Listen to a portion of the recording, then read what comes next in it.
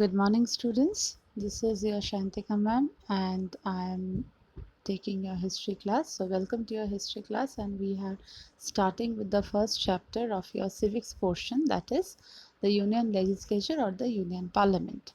So, as far as I know, that your new ma'am has already taken your last live class, where a little bit of background on this chapter is already given, I guess.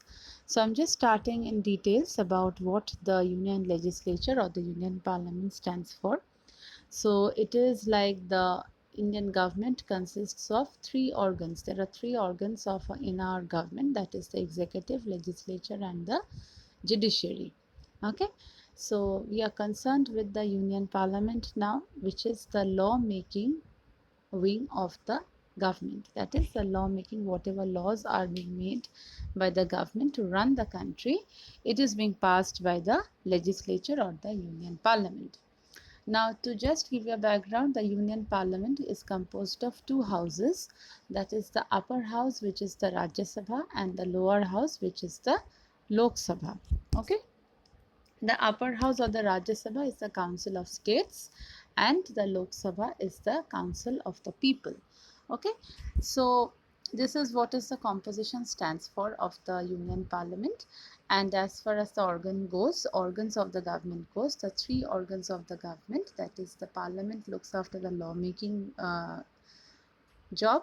Then the governing wing means whatever laws are being passed by the parliament, whether they are judiciously being followed, whether they are being executed properly, whether they are being implemented properly for the common good, that is being adjudged by the executive organ. And then whether the judiciary looks after the dispenses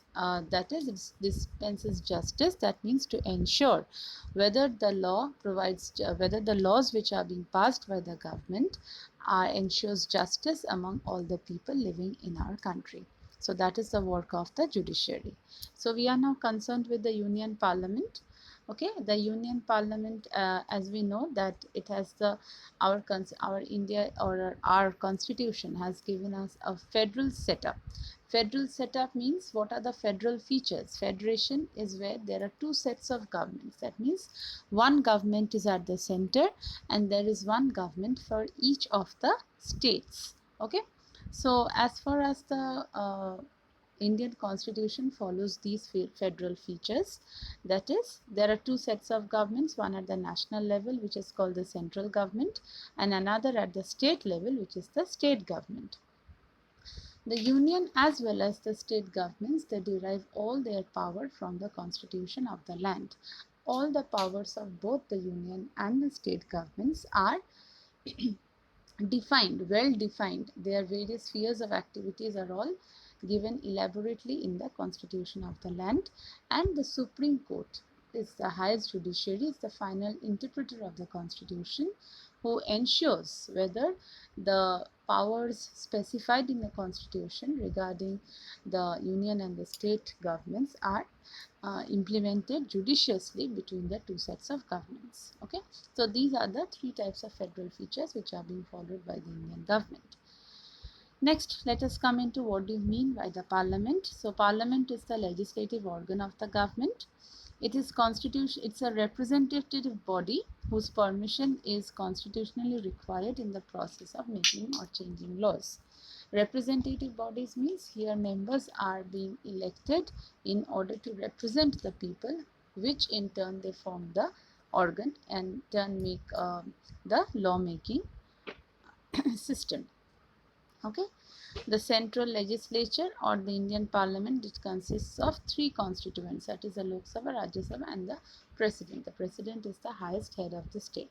So you'll just go through these two pages which I have just discussed today, because this is an introduction to the chapter. First you need to go through, understand the composition, what are the federal features present, then we can go one by one into the different houses or different parts of the parliament. Okay, so I expect all my students to go through this chapter till where I have explained and get it cleared and clarified, and then in the live class we can have a discussion about it. Okay, thank you students for listening to me. Have a nice day.